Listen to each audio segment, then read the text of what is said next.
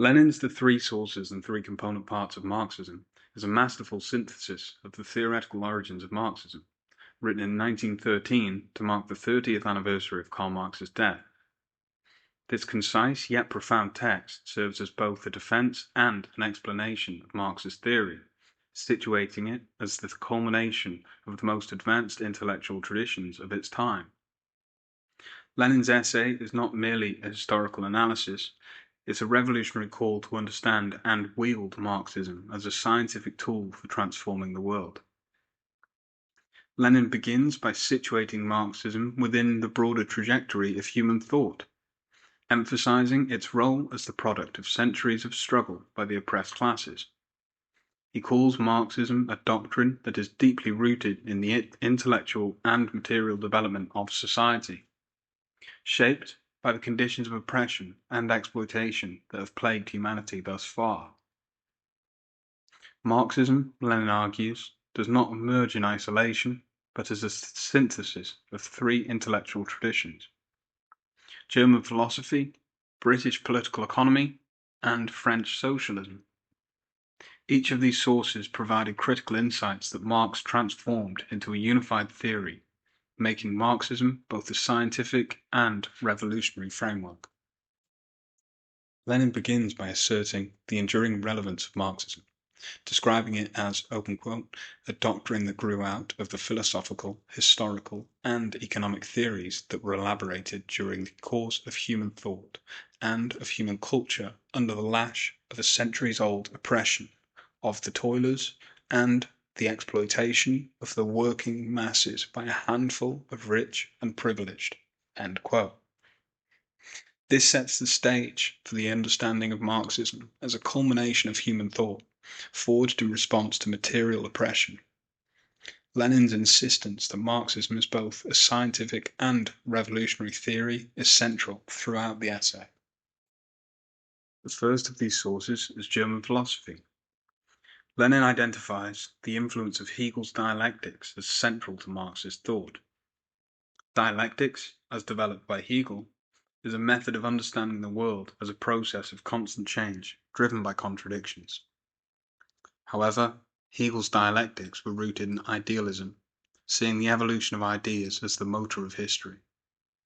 Marx, drawing from Hegel, turned this method from its head to its feet, as Lenin said, grounding dialectics in material conditions rather than abstract ideas. This transformation, Lenin explains, resulted in dialectical materialism, a method that reveals the dynamics of social change through the contradictions within material reality. Marx also drew from Feuerbach's Materialism, which emphasized the physical and social basis of human existence.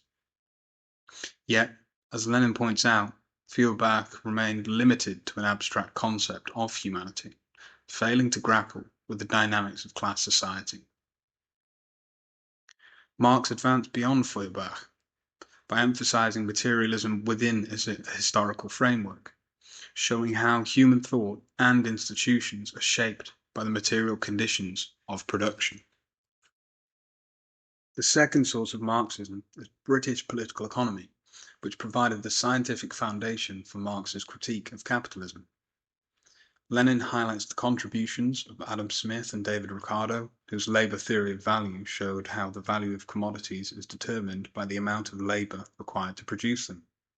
Marx built on this theory, exposing the mechanisms of exploitation that underpin capitalism. According to Lenin, Marx revealed that surplus value, the source of capitalist profit, is created by the unpaid labor of workers. This insight laid bare the exploitation inherent within capitalism, showing how the system relies on the appropriation of surplus labor by the capitalist class. Unlike his predecessors, Marx did not merely describe economic processes, but used political economy to demonstrate the contradictions of capitalism. Contradictions that, Marx argued, would lead to its eventual collapse. Lenin underscores the revolutionary implications of this analysis as it equips the working classes with the knowledge necessary to challenge and overthrow the system. The third source of Marxism is French socialism, particularly the ideas of early utopian socialists such as Charles Fourier, Henri de Saint-Simon, and Robert Owen. These thinkers exposed the injustices of capitalist society and envisioned a future based on cooperation and equality. However, Lenin critiques them for lacking a scientific basis. Their ideas, while insightful, were disconnected from the realities of class struggle and historical development. Marx transformed socialism from a utopian dream into a scientific theory by grounding it in the material conditions of class society and the revolutionary potential of the proletariat. French socialism contributed the vision of a just and cooperative society, but Marx gave it a concrete foundation by linking it to the struggles of the working class. From these three sources, Lenin identifies three components that form the foundation of Marxism: dialectical materialism, political economy, and scientific socialism. Dialectical materialism is the philosophical method that underpins Marxist theory. It provides a way to understand the world as a dynamic and interconnected whole, shaped by contradictions and change.